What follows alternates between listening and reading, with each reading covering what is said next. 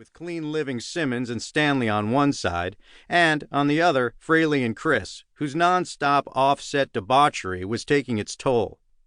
"We had broads in our trailers, 6, 7 broads at a time," Chris wrote. "We were just animals."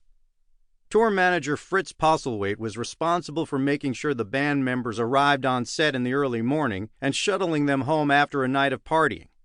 He'd sleep for an hour or two before starting all over again. They were not getting along, he says, and trying to act as the peacemaker was draining.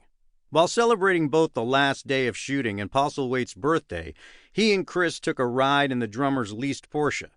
Doing 90 on Sepulveda Boulevard, Postlethwaite hit 2 telephone poles, a mailbox, and 2 cars before plowing into a post, which set the car ablaze.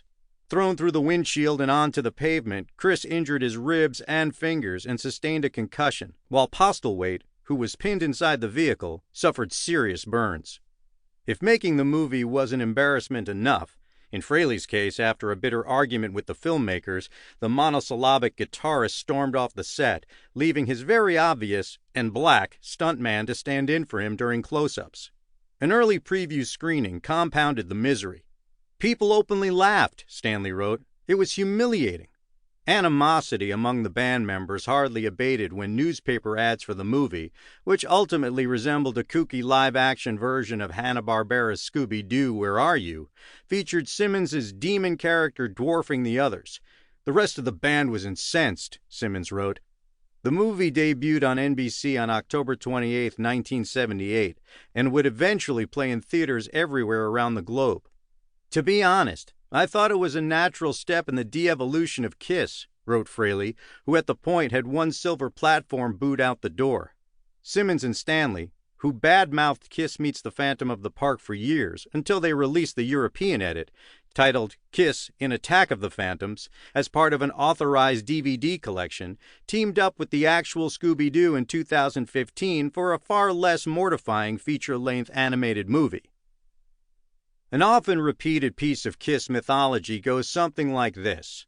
Around the time that production on Kiss Meets the Phantom of the Park commenced in May 1978, in an effort to keep the peace and their chief earners intact, Aucoin and Neil Bogart, the head of Casablanca, their record label, had a brainstorm.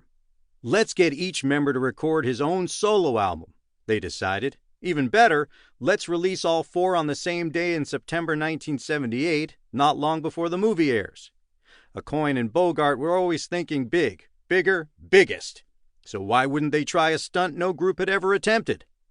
"The band was really fractured then," Stanley says, "and people weren't speaking to each other. It was pretty awful." Fraley's announcement that he wanted to leave and go solo instigated the project, Stanley says. "Bill said, 'Stay in the band,'" he recalls. "You can have your cake and eat it too. Everybody should do solo albums." All 4 musicians would have an opportunity to remain in the public eye and share the spotlight equally, which would not have been the case if only one were to release an album. The fact, contrary to the legend, is that in the August 4, 1977 issue of the rock magazine Circus, Stanley and Simmons themselves revealed that each member would be recording his own solo album for release the following spring. So the records had to have been under discussion a year before production on the movie began. "They were talking about doing solo albums way before they became a reality," says former Aucoin production coordinator Stephanie Tudor. "It wasn't that they had this strong desire at the time to do it, but they knew at one point they would. But whenever you do something like that, it always looks like the band is breaking up, so that was also a reason why it was put off." "This was a way to make them happy," recalls Chris Lent, then the liaison between Kiss and their business managers, the New York firm Glickman Marks. "And at the same time serve the greater good of Kiss. It would give each person a chance to present themselves to their fans with their own music. The project was an attempt," Chris wrote, "to reinforce the idea that we were 4 larger-than-life superstars." According to Carol Ross, who ran the press office, Aucoin's publicity arm, Bill was the type of person who would take chances when people would say, "You're crazy, don't do it." But he felt the guys deserved that individual attention.